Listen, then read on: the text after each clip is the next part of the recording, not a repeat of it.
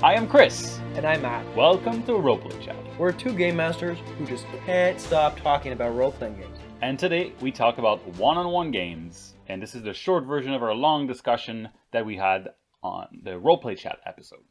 And in this video, we're going to show you the 4 ways that we like to really elevate our one-on-one games. Use the opportunity they give to really bring the story forward. Yeah, absolutely. So this whole discussion came from a Twitter poll we ran a couple of weeks ago, asking you about have you played a one-on-one, and we were surprised by the fact that 70% of the answers were saying that, yeah, they've played one-on-one. So we decided to have this conversation that we're going to link up here, the longer version of our chat.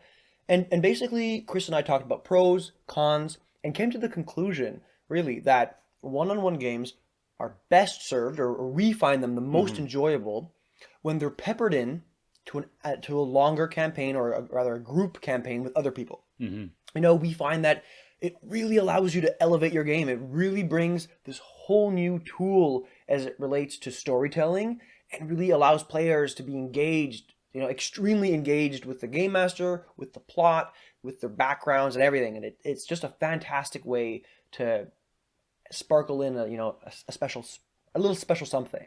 Yeah, and to use it right, though, you have to recognize the differences it creates from this group game. So today, that's what we're gonna talk about, these 4 ways to actually use what's different about one-on-one games to bring the best out of it. Absolutely. So kind of like we did in our previous video, our replay video, our condensed version, we're going to go through these tricks in order of simplicity. So the simpler ones first, and the more complex, and the ones that we're the more excited about, quite honestly, at the end. So I'd stick around to see that last one. Yeah. So the first thing is might be a bit obvious, is actually tailoring the game to that player that you're playing with, because you only have one player. So we're talking about, the 3 pillars: exploration, combat, and role playing. So depending on what's the favorite thing, you can actually really make the game about what they like. And I mean, you're doing everybody a disservice if you're not doing that, really, right? They're just going to be banging their head against the wall all game long if they hate role play, and you're forcing them to interact and dig into their backstory and stuff. If they don't want to do that, don't make them do that, really. Yeah. And I think that kind of parallels the next trick. Here we're focusing on the person playing the game. Well, the other trick that we're gonna, the second tip rather, is to focus more on the character, on the the meta statistics of that character. What are the skills that they're good at? What are the challenges you as a game master ought to present to that character so that they can have fun, that they get to have a diversified experience throughout the one-on-one, and that they give them the opportunity to flex those muscles that maybe they don't get to do when they're there with everybody else.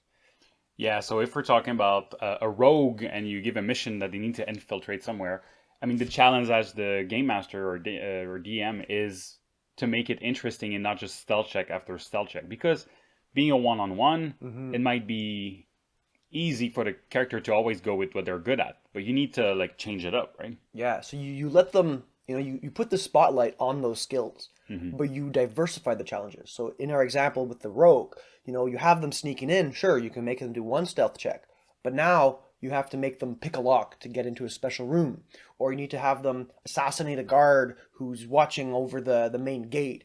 You really bring in different elements of the game, and you change the scope of those elements. Because when you're playing with everybody else, you don't want to have the rogue go off for 45 minutes doing these things. But when it's just with that person, give them the chance to shine. Let them do it.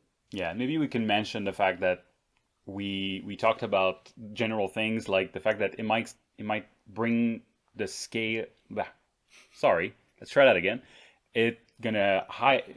What am I trying to say, Matteo? I think I'm not entirely sure, but I think you're trying to say that it is going to really elevate the stakes, right? Yes. Is that what you're trying to say? Yes. Whew, I read your mind. Yeah. No, I was super clear. So it elevates the stakes because you're alone, right? So if you get captured, it's not the same as having the whole team behind you. So sometimes you're afraid, like if we take the rogue, for instance, your example was good. You go forward, yes, but you want to stay with the team a little bit, and you don't have to deal with that, but at the same time, you have to deal with the consequences. Anyway, Yeah, let's let's move on to let's our move on. next tip. The third tip being to use your one-on-one game as a tool to develop story and background. Yeah, and that way you can really focus on one PC or even one NPC. So it's about taking maybe like slowing down the story, but really focusing. So let's say you have a one-on-one and you can do a side quest with one character to flesh out their connection to their family. Something you wouldn't do with the whole party there necessarily. Yeah, You because could, but the other people in the party probably wouldn't have motivation to do those things in the first place. And it gives the player and the character this opportunity to really become one. You know, when you're presenting your family, like in your example, to the character, well, the character obviously already knows the family, but the player doesn't. And it kind of allows the player to really put themselves in the shoes of their character without having everybody else at the table sit in on that more intimate moment. You know, you're really sitting there one on one with your game master. You're doing yourself a disservice by not fully taking advantage of that. yeah, and one way to take advantage, something we kind of brought back from a video of creating NPC is the fact that as a game master, I kind of learned that from you. I like the fact when, especially on a one-on-one, you can actually give the opportunity to the player to fill in the blanks of your NPCs. So we mentioned, let's say you meet your sister. Well, your player meets the sister, but the character knows the sister. We could be like, what's one secret you know about your sister that your parents don't? And then you feel a better bond with that sister character. Yeah. But the other players won't know that. So it's gonna create that really like I don't know. That warm, fuzzy feeling. Yeah, intimate. Or, I don't know. And that kind of segues well to our fourth tip. Exactly. So the fourth tip is kind of really leaning into this element of secrecy. It's trying to create or revealing information to the player that you're playing with to create this double reveal moment. Now let's take a second to explain that. When we say double reveal moment, we mean, you know, you're really giving a big plot twist or a big plot reveal to the person you're with one-on-one. This is going to make that person freak out, hopefully. You Yeah, know? if it's done right, they're gonna at least have this feeling of, oh, what's happening, or surprise, amazement, and it might be centered around their character or a PC or even the plot or anything related to that you can bring back to your main campaign if you want. And then when you go back to playing as a group next week, in a couple weeks, whatever, that player who now has this secret information is going to reveal that information to the rest of the party when they deem it to be appropriate. And then that creates another, you know, moment of amazement and of just shock by the rest of the players at the table because it's being delivered by another player. Especially, yeah. And the player gets the fun of having the first reveal, but also being the vessel of this element of the story. And so you get more bang for your buck, basically. Yeah, it's fantastic. And you know, maybe it's worth digging into it a little bit more now. So now that you guys have a good idea, let's talk about some examples. Chris, you briefly mentioned, you know, you could do this with a big plot twist, right? So it could be something like finding information about the big bad guy, finding information about maybe a secret lair or the intentions of an evil faction. Yeah, that could be something related to one of your allies, a NPC, and you learn maybe that they have desires that go against the group. Or maybe it's a good thing. Maybe you learned that they are actually working for you in a way that you did not know. And you have this specific information now that maybe is not well known to everybody, but you know it. You could also, and this is where it gets a little bit tricky, you could have information be revealed to the person you're playing the one-on-one with that reveals information about another player character. So this could be a deep, dark secret. It could be something like, oh, their family used to be devil worshippers or like in a part of an evil cult. That doesn't necessarily imply that the person is, but it means they have affiliations with this cult.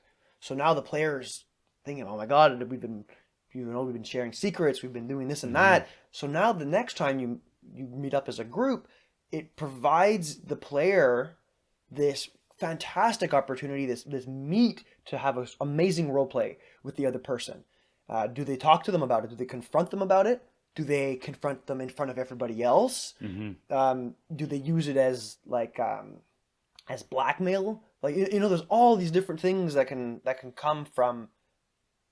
I don't want to say pitting the players against each other, but Creating some kind of nuance and maybe a little bit of doubt and drama, and maybe. drama. And something we should probably mention is this. You said it was a bit tricky. I think it's really, really important that if you use something in someone else's background, the character needs to know you. You can't, as the game master, invent something in another Mm-hmm. character's background and just like give it to someone else. I mean, it's probably doable, but that's not what we're talking here. We're talking about you have a deep dark secret, and it's learned by a one-on-one game by another player.